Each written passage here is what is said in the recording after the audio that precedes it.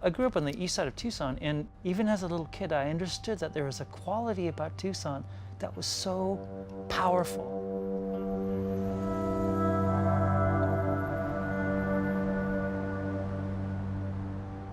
That weird afternoon brassy Arizona light that I've only ever experienced here.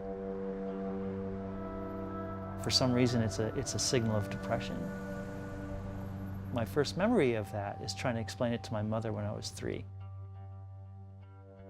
The feeling is like a pervasive, inescapable melancholia. It's like a deep sadness. It's just something that has been with me. It's been my passenger my entire life. I'm driving around Tucson right now looking for a story because I don't have anything to write for my column this week. For me, sometimes finding the best stories involves just driving around until something looks interesting. Half the reason why I moved to Tucson was to commit suicide. It's like, oh, this is the place of my birth. I was absolutely like at the bottom of the well and the walls were slippery. It was that kind of thing. And the only person I talked to was Mari Herreras, the editor of Tucson Weekly, and she said, okay, I'll give you a column. I had heard he was thinking of moving back to Tucson a while back, and I remember folks at the Weekly, we were really excited. There was no way I could say no to that possibility. We can cruise down 22nd Street, which is probably my favorite strip in all of Tucson. No amount of gentrification can ever change certain aspects of life here. And I think that's one of the things that Brian finds in his stories. I'm not into writing about celebrities. I'm not going to write about somebody who's famous or somebody who's got something to sell. I'm not interested in any of that. I just wanted to tell some real stories about real people. So that's what I started doing.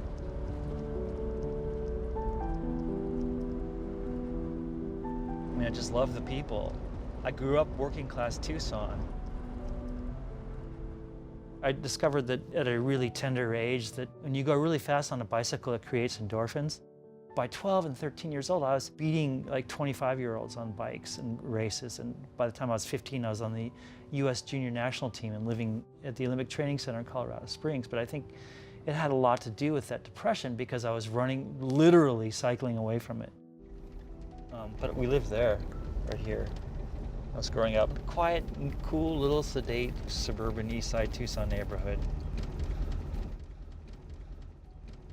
As soon as I quit racing bikes, I discovered alcohol.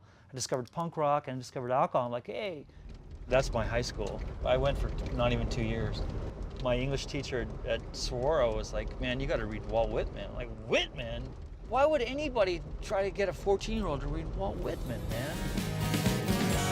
Oh, won't you come with me? I'm a DC-10.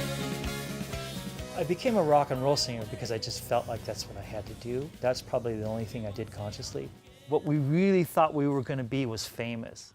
People magazine picked us to be stars of the future. We had managers and lawyers and agents telling us we were going to be huge. It just never happened. But we were kids, we believed it. When it didn't happen, it was crushing.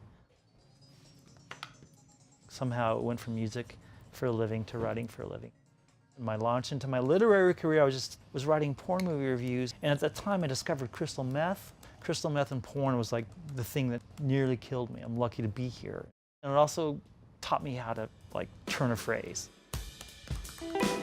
I couldn't stop drinking, and I remember saying to myself, well, I'm gonna stop drinking when I get to Detroit.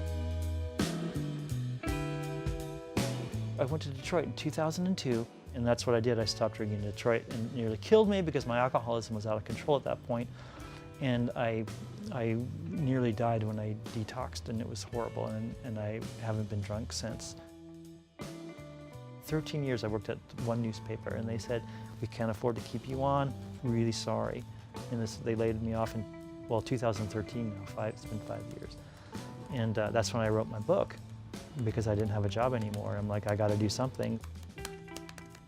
And I came home, essentially. I mean, I could have gone anywhere else, but I chose Tucson. And I didn't commit suicide. In fact, I wound up really falling in love with the place again.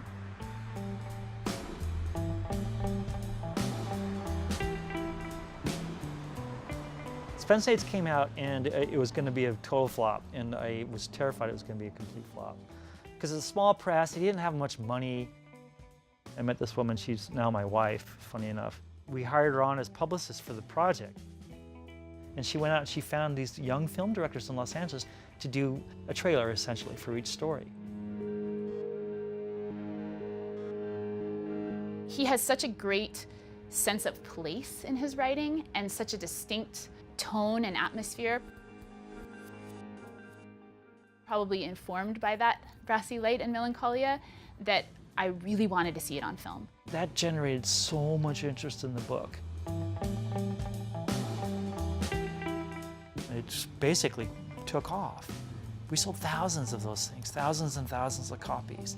And for a collection of short stories for an unknown author, it's unheard of. Watching that just explode was pretty cool. And watching Maggie come into his life and that take him into another direction too that I don't think he expected was pretty wonderful too. That book changed my life. It's just a small little collection of like drug out of little stories. For some reason, I got a lot of respect for it.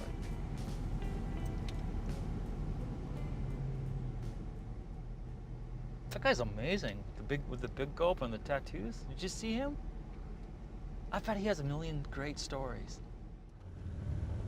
For me, like storytelling and writing, and all of it is empathy. That's the word of the day, the year, the century, empathy.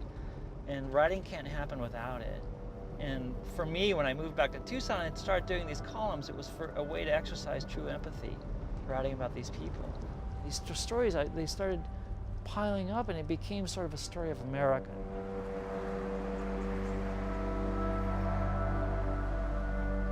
In Tucson, there's a lot of poverty. There's a lot of racism. There is a lot of injustice. And there's a lot of folks out there that think it's like a progressive utopia. For a lot of folks, that's not the case. And Brian tells the stories of a lot of those people. We got a publisher in the UK interested. The book is a collection of essays and stories based on the columns in the Tucson Weekly. And now there's a documentary based on the book. My wife, who's also a filmmaker, directed the thing. I began my day like this. I get up, set this. There's something about him that people find like that they're willing to open themselves up. I got a shot right here in the stomach. Oh, it's It does take special writers to do that. I really fell in love with Brian because when I started reading his columns, I heard his tale of like how he wanted to commit suicide and everything and kind of chose to stay here, and I saw that he sort of chose to stay here because he wanted to make art, and the art he's choosing to make is helping people tell their stories, and I thought that was so honorable. I've suffered with depression and alcoholism and stuff, and it's not like, oh, I was just looking for a good time to get drunk. No, I was drinking and doing drugs to keep from being depressed, so my point is I'm really grateful to be here.